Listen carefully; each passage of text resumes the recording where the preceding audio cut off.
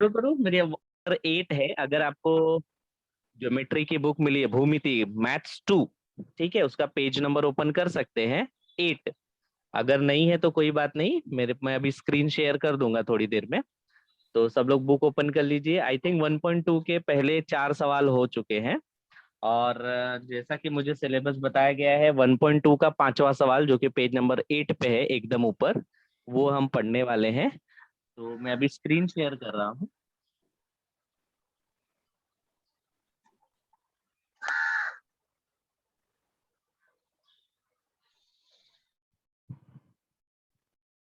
अभी यहाँ पे आपको इन प्रश्नों के उत्तर लिखने हैं। सबसे पहले आप देखिए कि आपको पूछा क्या गया है। किरण आरपी। अब देखिए, सबसे पहले मैं बता दूं कि किरण किसको बोलते हैं।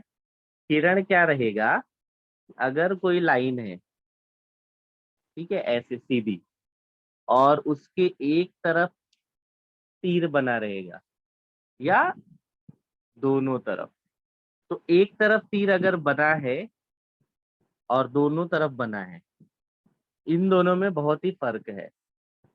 तो यहाँ पे हमको पूछा है किरण का नाम। तो किरण का नाम क्या रहेगा, एक तरफ जो तीर बना रहेगा उसको हम बोलेंगे। तो आप आकृति में देख सकते हैं इस तरफ कि आपको एक लाइन दी है और उसके दोनों तरफ नोक का निशान बना है। अब हम पहला सवाल देखते हैं क्या है। आरपी के विपरीत, यानी आरपी पहले हम सेलेक्ट करेंगे। आरपी, अब ध्यान से देखिए, उसने सिर्फ आरपी बोला है, इतना सा बोला है। लेकिन हम सिर्फ आरपी की तरफ नहीं देखेंगे, हम ये चेक करेंगे कि उसका नोक किस तरफ है। तो आप ध्यान से देखिए, इस आकृति में नोक यहाँ है, और आरपी आगे जाके क्यू से भी मिल रहा है, यानी वो बोला तो आरपी है, लेकिन हमको पूरा नोक तक जाना है। भले उसका उस किरण पे दो बिंदु है, एक बिंदु आर है, एक बिंदु पी है, लेकिन आगे भी देखेंगे तो वहां पे क्यू भी है। तो हमको आर पी भले बोला है, लेकिन हम वहां तक देखेंगे जहां तक नोक है। और इस तरह हमारा असली किरण का नाम है आर क्यू। लेकिन जब सवाल में बोला है आर पी, अब उसका विपरीत, विपरीत माने अगर एक तीर इधर जा रहा है तो उसका उल्टा इस तरफ जाना चाहिए, इसको बोलते हैं विपरीत, उल्टा। यानी अगर एक इस दिशा में, इस डायरेक्शन में जा रहा है, दूसरा इस डायरेक्शन में जाना चाहिए। तो इस हिसाब से आप देखिए इस आकृति में आर पी इस तरफ जा रहा है, उसका विपरीत चाहिए। अब विपरीत में खत्म कहाँ से हुआ है, आर से। तो आप शुरू भी कहाँ से करोगे, आर से। यानी आर से लेके इधर तक जो भी नोक वाला लाइन गया है, आप वो नाम लिख सकते हैं। तो आप लिख सकते हैं इसका आंसर आर एस। देखिए आर एस, ये वाला भले नोक नहीं है लेकिन वो उस तरफ जा तो रहा है। या दूसरा क्या लिख सकते हैं, आर टी। जैसा कि मैंने आपको पहले बताया, या तो आप उस तरफ जाने वाली किरण, ध्यान से देखिए, इतना पूरा उस तरफ जा रहा है, तो उस तरफ जाने वाली किरण में आप बीच में कोई भी बिंदु का नाम ले सकते हैं, या तो उस बिंदु से लेके जहां तक नोक गई है वो पूरा नाम लिख सकते हैं। तो इस तरह आरपी का विपरीत। इसी में एक और अगर हम सवाल बनाएंगे कि पीक्यू का विपरीत क्या होगा। अब ध्यान से देखिए, उसने अगर पूछा है पीक्यू का विपरीत, विपरीत यानी उल्टा, तो पी से लेके इस तरफ जितनी भी लाइन गई है उसमें हम कोई भी नाम लिखेंगे, वो पीक्यू का विपरीत यानी उल्टा होगा। इस तरह से आपको आंसर देना है। दूसरा सवाल पूछा है पीक्यू तथा आरपी का प्रतिच्छेदन। अभी आप लोग 9th में समुच्चय पढ़ रहे होंगे। प्रतिच्छेदन मतलब कॉमन, जो दोनों में हो उसको बोलते हैं प्रतिच्छेदन समुच्चय। ठीक, आपको मैथ्स 1 में मिलेगा। यहाँ पे बोला है तो मैं आपको बता दूं, प्रतिच्छेदन मतलब जो दोनों में हो। अभी देखिए क्या बोला है, ऐसा क्या है जो पीक्यू वाली लाइन में भी है। पीक्यू लाइन ये देखिए यहाँ पे है, और ऐसा क्या है जो आरपी यानी इस लाइन में भी है, इस पूरे लाइन में। तो ऐसा कौन है जो दोनों के अंदर है। तो उसका आंसर क्या आएगा। देखिए मैंने दो आपको सर्कल बनाए, फिर से बोल रहा हूं मैं। ऐसा क्या है जो PQ के अंदर है? आप ध्यान से देखिए, इसमें RP बोला है, भले RP बोला है, लेकिन RP भी तो पूरा नोक तक जाएगा। अब दोनों में क्या कॉमन है? तो दोनों में कॉमन है PQ। आप गोले मेरी आकृति में भी देख सकते हैं, R से लेके Q तक में भी वो PQ है, और PQ के अंदर तो PQ है ही। प्रतिच्छेदन मतलब जो दोनों में हो उसको प्रतिच्छेदन बोलते हैं, तो इसका आंसर आएगा PQ। नेक्स्ट है PQ और QR का संघ। संघ मतलब, संघ का मतलब होता है टोटल, कुल, जोड़ के सब कुछ। ठीक है, संघ मतलब सब कुछ आना चाहिए उसमें, यानी दोनों को जोड़ दो। अब PQ और QR को हम लोग जोड़ेंगे। आप आकृति में देखिए, PQ यहाँ पे है, और QR को आप RQ भी बोल सकते हैं। इन दोनों को जोड़ दिया, इतना। तो इन दोनों को जोड़ने पे क्या मिल रहा है आपको? आपको मिल रहा है QR या RQ ही मिल रहा है, उससे ज्यादा नहीं, क्योंकि जितना बोला है हम इधर का नहीं ले सकते, इस तरफ को नहीं ले सकते। तो बचा क्या? आप ध्यान से देखिए, RQ। इसका आंसर है चौथे का, तीसरे का आंसर है RQ। आप QR भी लिख सकते हो, सही रहेगा। QR RQ दोनों नाम सेम रहेंगे। इसी प्रकार चौथा सवाल है उपसमुच्चय। उपसमुच्चय क्या होता है मैं आपको बता दूं। उपसमुच्चय मतलब उसके अंदर से निकला हुआ। जैसे मैं आपको एक एग्जांपल दे रहा हूं, पहले उपसमुच्चय समझाने के लिए एक सवाल आपको दे रहा हूं। मैंने गिनती लिखी, एक, एक, दो, तीन, चार। फिर इसका नाम दे दिया मैंने A। फिर मैंने A बराबर क्या लिखा? एक, दो, तीन, चार। फिर मैंने लिखा B बराबर दो, चार। अब देखिए, B दो, चार है, वो A के अंदर है, क्योंकि A के अंदर दो भी है और A के अंदर चार भी है। तो अब उपसमुच्चय कौन हुआ? बड़ा कौन हुआ? A, और छोटा कौन हुआ? B। यानी बड़े के अंदर जो छोटा वाला रहेगा उसको हम उप उप यानी उसके अंदर से आया हुआ बोल सकते हैं। अब यहाँ पे नंबर तो है नहीं, हमको किरण और बिंदुओं से बात करनी है, क्योंकि ये ज्योमेट्री है। अब देखो, QR यह कौन से किरणों का उपसमुच्चय है? QR यह किसके अंदर है ये पूछ रहा है। अब देखिए, आपको QR यानी ये मिला। अब अगर आप ध्यान से देखेंगे तो वही तो मेन किरण है, अब वो उसी के अंदर भी है। अब इससे बड़ी लाइन तो हो नहीं सकती, क्योंकि जो मैंने गोले में लाइन बनाई है वही पूरी लाइन है। अब वो उसके अंदर तो कुछ नहीं हो सकता, क्योंकि वही सबसे बड़ी लाइन है। तो इसका आंसर सवाल ही रहेगा, यानी इसका आंसर आएगा QR, क्योंकि वो लाइन ही सबसे बड़ी है, उसके अंदर कौन आएगा फिर? वो किसी के अंदर नहीं आएगी, क्योंकि वो सबसे बड़ी है। तो QR का उपसमुच्चय QR ही होगा, क्योंकि वही सबसे बड़ी लाइन है। पांचवा है R आरंभ वाली विपरीत। हमको ऐसा किरण लिखना है जो R से हो, R से शुरू हो, लेकिन दोनों एक दूसरे के उल्टा हो। यानी एक R से शुरू हो इधर जाए, एक R से शुरू हो और इस तरफ जाए। तो आप देख सकते हैं आकृति में कि दोनों एक दूसरे की विपरीत होनी चाहिए। तो एक हम ले लेंगे ये वाला RT, और एक हम ले लेंगे RQ। दोनों एक दूसरे की विपरीत है, यानी उल्टा है। विपरीत का अर्थ उल्टा होगा। तो इसका आंसर आएगा, आप लिख लीजिए, R से शुरू है ना, तो पहला नाम R लिखना पड़ेगा आपको। आप TR लिखेंगे तो गलत हो जाएगा, क्योंकि उसने बोला R से शुरू होना चाहिए। तो आप RT लिखोगे, दोनों का नाम सेम है, बस लिखने का तरीका अलग हो जाएगा। और यहाँ पे लिखोगे आप RQ, इस तरह। ये इसका आंसर है। फिर है छठा सवाल, एस आरंभ बिंदु वाले किन्हीं दो किरणों के नाम लिखिए। एस आरंभ बिंदु मतलब होता है कि एस से शुरू ऐसा लाइन, ऐसी किरण जो कहाँ से शुरू हो, एस से। तो एस से कौन सा शुरू हो रहा है, आप देख सकते हैं, नोक तक जाना है हमको, हाँ, तो गलती नहीं होनी चाहिए।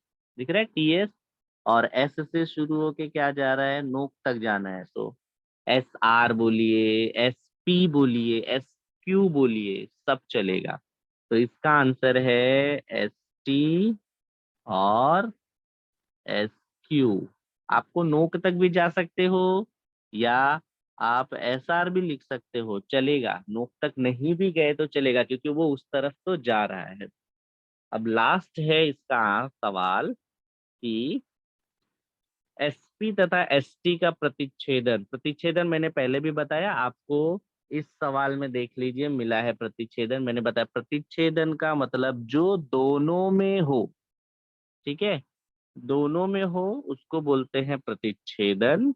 अब एसपी और एसटी का प्रतिच्छेदन मतलब क्या, एसपी और एसटी का प्रतिच्छेदन मतलब होता है जो एसपी के भी अंदर हो और एसटी के भी अंदर हो। तो अभी मैं आपको आकृति बना रहा हूं, आप देखिए, एस से लेके पी, ये वाला, भले पी तक है लेकिन आपको नोक तक कंसीडर करना पड़ेगा, और एस से लेके टी, दोनों में क्या है कॉमन, आप देखिए जो मैंने सर्कल में रखा, क्या आएगा, एस आएगा। दोनों में क्या है, एस आएगा। यानी एस से लेके पी और एस से लेके टी तक, दोनों के बीच में, दोनों में कॉमन कौन है। आप अगर इस तरह आकृति में नहीं करते हैं, आप ऐसे नाम लिख लीजिए, एस पी बटे एस टी, एस, एस दिख रहा है, दोनों में कॉमन है, यानी जो दोनों में आएगा उसको कहते हैं प्रतिच्छेदन समुच्चय। तो इस प्रकार हमने ये पूरा, वापस बता रहा हूँ कि 1.5 का पेज नंबर 8 का क्वेश्चन नंबर 5, हम 1.2 एक्सरसाइज है, उसका कैसे किया। फिर से मैं बता रहा हूँ कि विपरीत बोला तो जो नाम बोलेगा, जहां जैसे इसमें आरपी बोला है, तो आर से ही आपको शुरू करना पड़ेगा। आरपी बोले, भले आरपी बोले, लेकिन आपको नोक तक कंसिडर करना है। तो इस तरफ का उल्टा इस तरफ वाला जाएगा, कभी भी विपरीत यानी उल्टा। दूसरा सवाल था प्रतिच्छेदन, यानी जो दोनों में रहेगा, दोनों में रहेगा तो उसको क्या बोलेंगे, प्रतिच्छेदन। अब पीक्यू और आरपी दिख रहा है, ये दोनों में, इसके लिए इसको बोलेंगे कि इसका प्रतिच्छेदन यानी दोनों में कौन है, पीक्यू। ये जो छोटा वाला है वो बड़े वाले लाइन में भी है और छोटे वाले में भी है, जो दोनों में रहेगा उसको बोलते हैं प्रतिच्छेदन। फिर तीसरा सवाल पूछा था संघ। संघ मतलब सब कुछ मिलाकर, पीक्यू और क्यू आर मिलाएंगे, देखो ये पीक्यू है और ये क्यू आर यानी आर क्यू है, इनको मिला देंगे तो मिलेगा क्या, आर क्यू। ये इसका आंसर हुआ। फिर इस तरह से आपको सॉल्व करना है। आगे हम दूसरा देखेंगे कि, एक मिनट, हाँ, नेक्स्ट है सशर्त कथन और विलोम, पेज नंबर 8 पे। कथन और विलोम, सबसे पहले आप ध्यान दो, जो नियम होता है, ठीक है, मीन बात जो बोलते हैं, जैसे मैं आपको पहले गणित का एग्जांपल नहीं लेता हूँ, मैं एकदम सिंपल सा एग्जांपल लेता हूँ जो आप रोज देखते हैं। मैंने बोला सूर्य पूर्व से उदय होता है ना। तो जो आपका नियम है, जो सच है, वो आपको उसको बोलते हैं कथन। जैसे इंसान भोजन करता है, यानी ये सच बात है, ये कथन हुआ। लेकिन मैथ्स में इसी सच को साबित करना पड़ता है, प्रूव करना पड़ता है, ठीक है। तो इसी को बोलते हैं सशर्त, यानी प्रूफ के साथ, सबूत के साथ जो बात बोली जाएगी उसको बोलेंगे सशर्त कथन। सशर्त कथन लिखने के लिए दो बात होती है, आपको मैं बता रहा हूं। सबसे पहले क्या करना है, अगर कोई सेंटेंस यदि से शुरू होता है, यदि, हिंदी का यदि, तो उसको बोलेंगे सशर्त कथन। और तो आ गया, जिस सेंटेंस में तो आ गया उसको बोलेंगे विलोम यानी उल्टा। अभी मैं आपको पहले मैथ्स छोड़ के सिंपल बोलता हूँ, देखो। एक मिनट, ये पेन अच्छा नहीं है। मैंने लिखा, मैं इंसान हूँ, ये एकदम सच कथन हुआ। लेकिन अगर मैं इसी को सशर्त कथन बनाना चाहता हूं तो मैं यदि से शुरू करूंगा। तो ये हो गया कथन। कथन एकदम सिंपल सच बात होती है, और उसको सशर्त कथन जब मैं बोलूंगा तब मैं लिखूंगा, यदि मैं इंसान हूं। अब देखिए, यहाँ पे सिंपल सा आया मैं इंसान हूं, और यहाँ पे आया यदि मैं इंसान। तो इस प्रकार की बातों में जब यदि लग जाए उसको बोलते हैं सशर्त कथन। और जैसे ही यदि लगेगा सशर्त कथन में, तब वो उसको हमको साबित करना पड़ेगा, यदि से आ गया। तो जो पहली लाइन आएगी यदि से, उसको बोलते हैं पूर्वार्ध। क्या कहते हैं?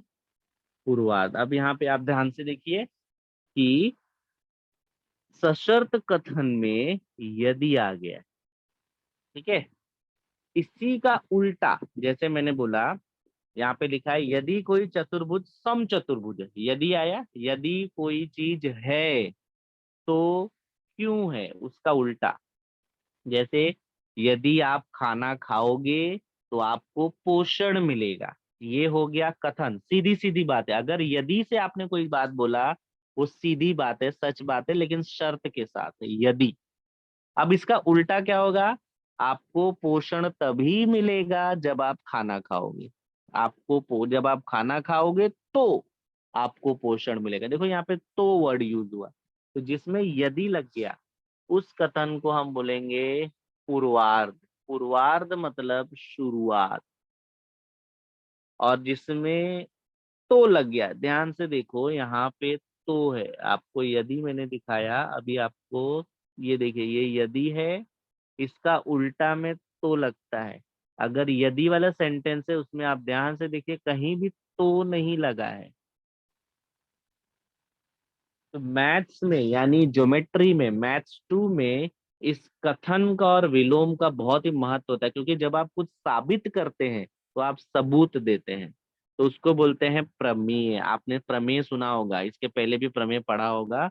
9th में आपको पहली बार दत्त, साध्य, उपपत्ति, ये सब वर्ड्स आएंगे। इसके लिए आपको ये चीज समझनी होगी। कोई चीज सीधे सीधे बोलेंगे तो वो कथन होती है, यदि लगा दिया तो उसको बोलते हैं सशर्त कथन, और अगर तो लगाया तो यानी कथन का उल्टा, विलोम। विलोम मतलब कथन का उल्टा। तो अगर यदि लगा तो सशर्त कथन। आपको ना एग्जाम में सवाल कैसे पूछेगा, आपको एक लाइन दे देगा। जैसे मान लो ये वाला बोला, यही वाली लाइन दिया, अगर आपको उसमें यदि दिख गया, यदि दिख गया तो बोलेंगे कौन सा कथन है, तो आपको लिखना रहेगा आंसर में सशर्त कथन।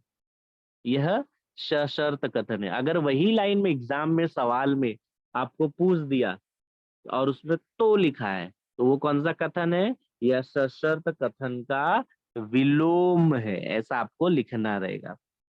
तो यदि से शुरू हो तो सशर्त कथन है, और अगर सेंटेंस में तो मिल गया तो वो क्या है? सशर्त कथन का विलोम है। ऐसा आपको पहचान के लिखना रहेगा। आप 1.3 जब खोलेंगे तो उसमें ये भी है, एक और सवाल आता है, यदि वाला है तो लिखिए। अभी हम उसकी प्रैक्टिस करते हैं।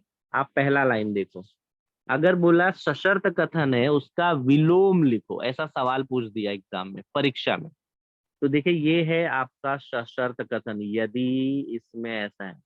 क्या बोला है? यदि कोई चतुर्भुज सम चतुर्भुज है उसके विकर्ण परस्पर लंब समद्विभाजक होंगे। अगर आपको तो वाला लिखना है यानी विलोम लिखना है तो आप पीछे से शुरू कीजिए। देखिए पीछे क्या था? विकर्ण परस्पर लंब यदि किसी चतुर्भुज के विकर्ण परस्पर लंब संविभाजक हो, दिख रहा है, उल्टा से सीधा आना है। कथन क्या होता है, सीधा सीधा होता है, और विलोम क्या होता है, उल्टे से सीधा। अब इसमें आप कैसे पहचानोगे विलोम है, देखो इसमें भी यदि रहता है, लेकिन इसमें तो भी लग जाता है। अगर तो लग गया तो विलोम है, और तो नहीं लगा तो सशर्त कथन है। दोनों यदि से शुरू होंगे, लेकिन विलोम में तो रहेगा, यही इसकी सबसे बड़ी पहचान है। थोड़े से एग्जाम्पल आपको बुक में भी है, आप प्रैक्टिस करेंगे तो आपको और अच्छा रहेगा। नेक्स्ट है, अब आपको समझाता हूं कि हम ज्योमेट्री में कोई चीज कैसे साबित करते हैं। कोई चीज साबित करने के लिए आपको कुछ चीजों की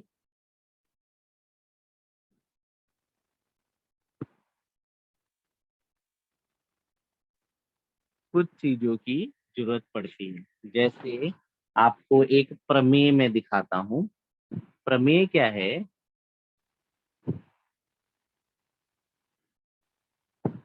सबसे पहले प्रमेय पढ़ाने से पहले मैं आपको ये बताना चाहता हूँ कि शीर्षाभिमुख कोण, आठवीं में आपने पढ़ा था शीर्षाभिमुख कोण, बट थोड़ा सा रिवीजन कर लेते हैं। जब दो किरण, एक ही देखो नोक होना चाहिए, हाँ, आपस में किसी एक बिंदु पर प्रतिच्छेदित करते हैं, दोनों ने कहाँ पे कट किया, आप देख सकते हैं दोनों ने इस बिंदु पे कट किया है। इसको हम लोग बोल देते हैं, मान लीजिए ओ नाम दिया। आपके घर में कैंची होगी, या आपने एक्स बहुत बार इंग्लिश का अल्फाबेट एक्स बनाया होगा। तो ध्यान दीजिए, जब भी ऐसा आकृति बनता है, जहां भी एक्स बनेगा उसको बोलते हैं शीर्षाभिमुख कोण। अब शीर्षाभिमुख कोण कैसे बन रहा है, थोड़ा सा हम वापस समझते हैं। आप इसको नाम पहले दीजिए, मान लीजिए यहाँ ए है, यहाँ पे बिंदु बी है, यहाँ पे बिंदु सी है, यहाँ पे बिंदु डी है। अब देखिए, ये जो कोण है ए ओ डी, मैं इसको थोड़ा सा हाईलाइट करता हूँ, दिख रहा है। ये और ये मिला के जो लाल वाले हैं वो दोनों एक दूसरे के उल्टा, अगर मैं इन दोनों को तोड़ दूं तो एक ऐसा और एक ऐसा बन रहा है। जब कभी भी ऐसा दो वी पीछे से जुड़ के एक्स बनाएंगे, वो दोनों कोण बराबर होंगे, इसी को बोलते हैं शीर्षाभिमुख कोण। अगर ये 100 है तो ये भी कितना होगा, 100। शीर्षाभिमुख कोण जो भी होगा वो दोनों बराबर होंगे, यही आपको साबित करना है। तो एक बार फिर से, मैं जिन लोगों को शीर्षाभिमुख कोण में डाउट है, मैं बता रहा हूँ, जब भी इंग्लिश का अल्फाबेट का एक्स बनेगा, या आपके घर में कैंची होगी, आपने देखा होगा, उसको ही बोलते एक्स। ये हुआ शीर्षाभिमुख कोण। ये जो कोण बन रहा है वी जैसा आपको दिख रहा है, ये देखिए, ये दोनों शीर्षाभिमुख कोण है। उसी प्रकार ये दोनों भी शीर्षाभिमुख कोण है आपस में। तो जब शीर्षाभिमुख कोण आता है तो इंग्लिश का एक्स याद रखिए, आपको अच्छा रहेगा। ये नहीं याद आता तो कैंची याद रखिए, जब भी कैंची बनेगी शीर्षाभिमुख कोण बनेगा, ये ध्यान रखिए। और शीर्षाभिमुख कोण समान होते हैं, जोड़ी में होते हैं, क्योंकि अकेला तो बनेगा नहीं। मैंने बोला था, ये देखो इसका जोड़ी ये वाला है, और ये दोनों बरोबर हैं, ये दोनों बरोबर है। इस तरह से शीर्षाभिमुख कोण बरोबर होते हैं। अब देखिए मैंने क्या बोला, शीर्षाभिमुख कोण बरोबर होते हैं, लेकिन ज्योमेट्री में मैथ्स में क्या होता है, आपको यही चीज साबित करनी होगी, सिद्ध करो, ऐसा बोलेगा। जब आपको सिद्ध करता है तो सबसे पहले बोलता है कि क्या सिद्ध करना है, तो जो सिद्ध करना है उसको बोलते हैं प्रमेय, यानी कथन। मैंने बताया था पहले भी ना, प्रमेय यानी सच बात, सच्ची बात, सच कथन को प्रमेय बोलते हैं। प्रमेय हमको क्या करना है, सिद्ध करना है, साबित करो कि क्यों समान होते हैं।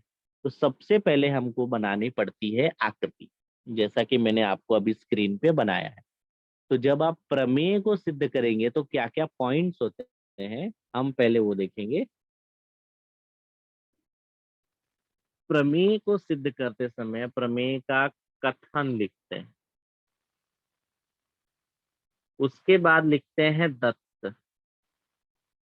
दत्त का मतलब होता है जो दिया गया है, सवाल में जो भी डिटेल्स आपको दिए, ये किरण है, ये कोण है, जो भी आपको वर्ग बोला, आयत बोला, चतुर्भुज बोला, जो सवाल में बताया गया है, यानी जो भी आपको क्वेश्चन के अंदर डिटेल्स दिख रहा है वो सब कुछ आप किस में लिखोगे, दत्त में लिखो। कई बार दत्त, जैसे कि अभी 8वीं से बच्चे 9वीं में आते हैं, तो उनको हम सीधा पढ़ाना शुरू करते हैं तो उनको दत्त, उपपत्ति, प्रमेय ये सब वर्ड समझ में नहीं आते, इसलिए आपको इंट्रोडक्शन देना पड़ेगा। फिर से बोलो, जब प्रमेय बोलेंगे, प्रमेय मतलब कोई बात है, उसको सच है वो, उसको साबित करने को हम प्रमेय में बोल देंगे। प्रमेय लिखने के लिए सबसे पहली जरूरी क्या है, कथन लिखना है। आकृति तो बनानी जरूरी है प्रमेय के समय में, इसका मार्क्स भी होता है, आधा मार्क्स होता है आकृति का। और फिर आपको लिखना है दत्त। अभी हम लिखेंगे, आपको ज्यादा क्लियर होगा। दत्त लिखने के बाद आपको लिखना पड़ता है साध्य। साध्य क्या होता है, पहले हम ये देखेंगे। साध्य मतलब जो हमको साबित करना, ठीक है, जो साबित करना है, यानी जो आपको आंसर लाना है उसी को बोलते हैं साध्य। यानी वही सिद्ध कर दिए, वही आंसर आ गया तो आपका सही है, नहीं तो गलत हो जाएगा। तो साध्य समझा, साध्य यानी जो सिद्ध करना है। इसके बाद आता है नेक्स्ट, उपपत्ति।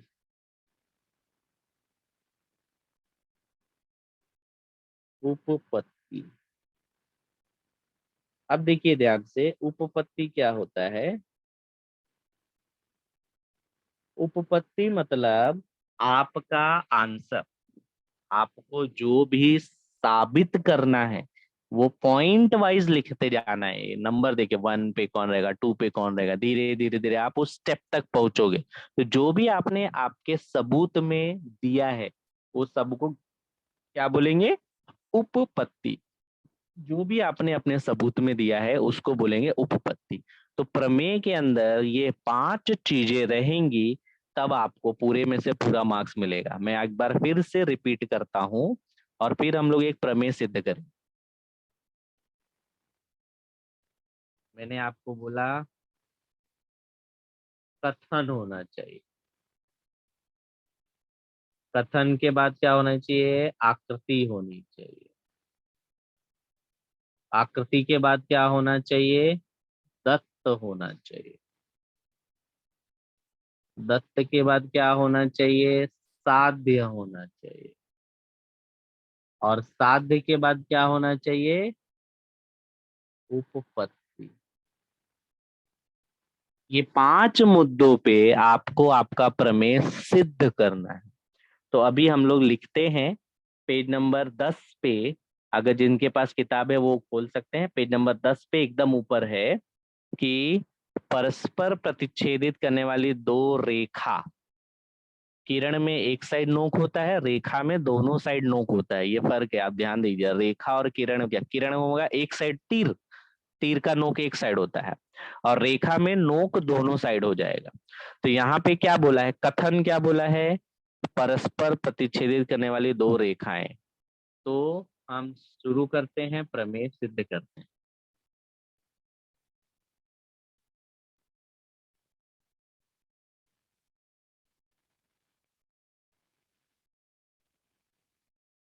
यहाँ पे देखिए, मैं दत्त साध्य नहीं लिखूंगा आपके लिए, इसके लिए आपको यहाँ पे फोटो दे रहा हूँ।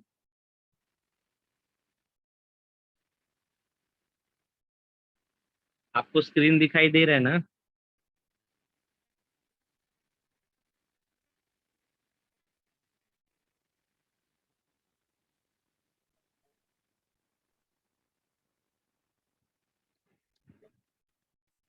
ओके, तो हम शुरू करते हैं। कथन क्या था? परस्पर। अब इसकी आकृति कैसे बनेगी? आपको कथन क्या दिया था? सिंपल है, दो किरण। दो किरण मतलब कि मान लीजिए एक किरण ये है और दूसरी किरण ये है। अब ये दोनों परस्पर प्रतिच्छेदित, प्रतिच्छेदित यानी एक दूसरे को कट कर रही हैं। प्रतिच्छेदित यानी कट कर रही हैं। कहाँ पे? बिंदु मान लीजिए ए पे कट कर रही हैं। थोड़ा कलर अलग कर देते हैं। इसका नाम दे दीजिए बी, सी, डी, और ये हो गया ई। जहां पे मैंने बिंदु रखा है वो उसका नाम है, और इस बीच पे क्या है? ए। तो आपने कथन के बाद सबसे पहले देखो इस तरह की आकृति बना ली, आधा मार्क्स मिल गया आपको। अब आकृति के बाद क्या आता है? हमको लिखना है क्या? आप चाहें तो साथ में लिख सकते हैं। ये हो गई आकृति। कथन था परस्पर प्रतिच्छेदित करने वाली दो रेखाएं शीर्षाभिमुख कोण के माप समान होते हैं। तो अब हमको नेक्स्ट आकृति के बाद हमको दत्त। दत्त में क्या लिखना है? जो भी आपको दिखाई दे रहा है उसको बोलते हैं दत्त। दत्त में क्या दिख रहा है? मैं छोटी सी आकृति वापस बना दे रहा हूँ। बीच में ए था, यहाँ पे बी, सी, डी और ई है। अब देखिए, बीच में अगर ओ है, ये बी है, तो बी ओ डी एक लाइन से गए हैं। आप देखिए, बी, बीच में ओ और डी, ये एक रेखा में है। तो आप दत्त में लिखोगे रेख बी डी तथा रेख सीई ओ पर प्रतिच्छेदित करते हैं। है ना? जो आपको सवाल में दिखाई दे रहा है, जो आपको आकृति में दिखाई दे रहा है, उसी को क्या बोलते हैं? दत्त बोलते हैं। ठीक है। अब यही आकृति लेके हम इसको प्रूव करेंगे। दत्त के बाद क्या होगा? मैं अच्छी आकृति बना रहा हूँ। दत्त के बाद आता है साध्य। साध्य मतलब आपको साबित क्या करना है। आप ध्यान से आकृति मैं अच्छी सी बना दे रहा हूँ, आप देखिए। दो किरण लिए थे हम लोग ने।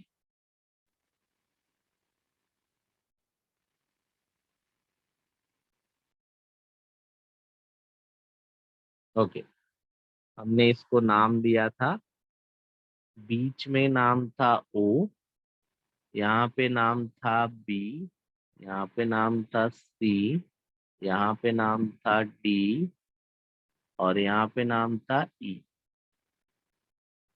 ओके। साध्य क्या करना है कि जो भी दोनों एक्स के अपोजिट वाले हैं उनका मान क्या होना चाहिए? बराबर होना चाहिए। तो हम क्या करेंगे? लिखेंगे पहला कोण बी ओ ई, ये होना चाहिए बराबर कोण। देखो बी ओ ई बराबर होना चाहिए सी ओ डी के। कोण सी ओ डी के। कथन में हम लोग ने यही बोला था ना कि दो शीर्षाभिमुख कोण के जो दो कोण होते हैं वो दोनों बरोबर होने चाहिए। ये हो गया हमारा साध्य। अब साध्य के बाद हम करते हैं उपपत्ति, यानी हमारा आंसर। हम इसको कैसे साबित करेंगे, कैसे सिद्ध करेंगे वो। तो हम शुरू करते हैं।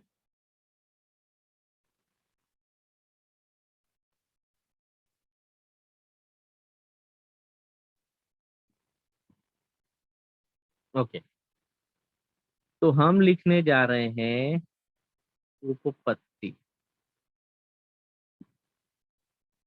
उपपत्ति मतलब हमारा आंसर।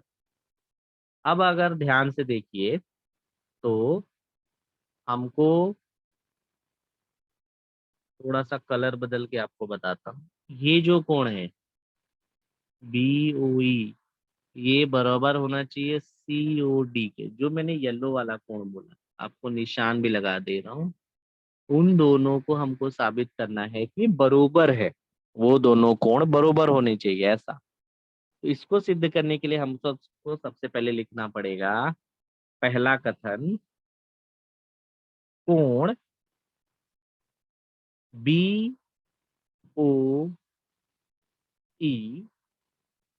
प्लस, नीचे लिख,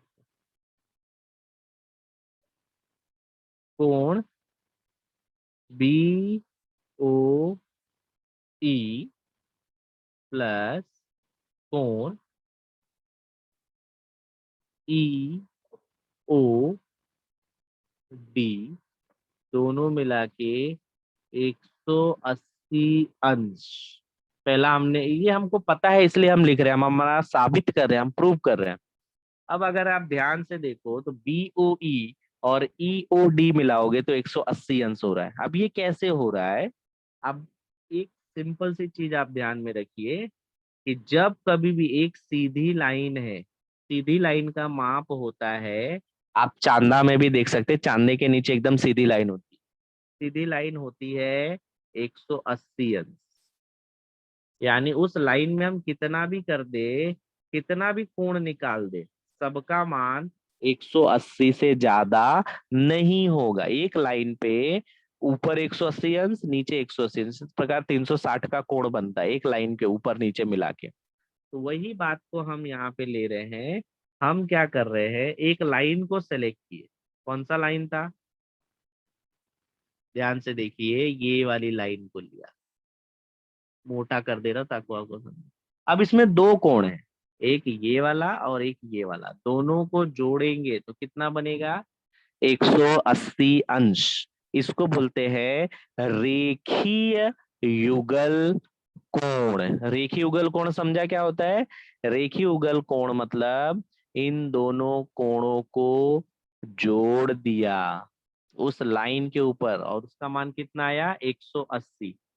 उसी प्रकार हम ऐसे भी तो लिख सकते हैं कि ऊपर 180 है तो कोण BOC प्लस कोण COD,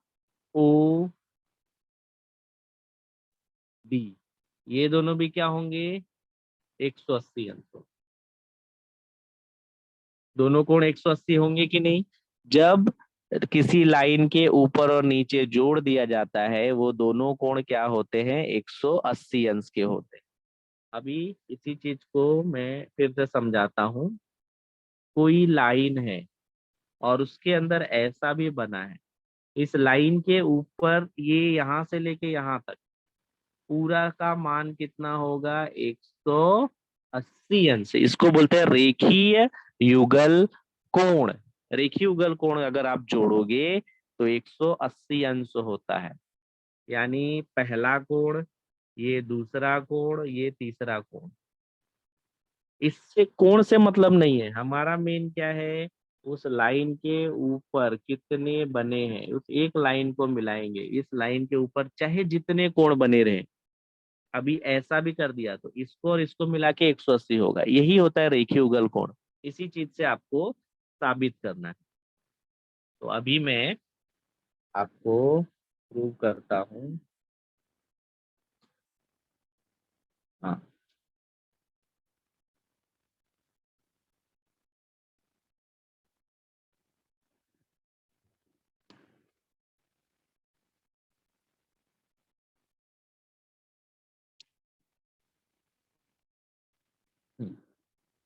यहाँ पे आप देखिए, आपको स्क्रीन दिखाई दे रही होगी। अब हम इसको बुक के हिसाब से साबित कर,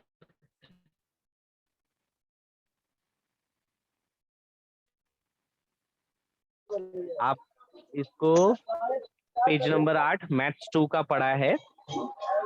एक्सरसाइज 1.2 का 5वां पूरा सॉल्व किया, और पेज नंबर 9 में हमने दत्त साध्य उपपत्ति, सशर्त कथन और विलोम समझा, और पेज नंबर 10 पे प्रमेय, जिसको शीर्षाभिमुख कोण का प्रमेय बोलते हैं, वो सिद्ध किया है। अगर इसके बारे में फिर भी कुछ डाउट रहेगा तो आप बाद में मुझे संपर्क कर सकते हैं। Thank you.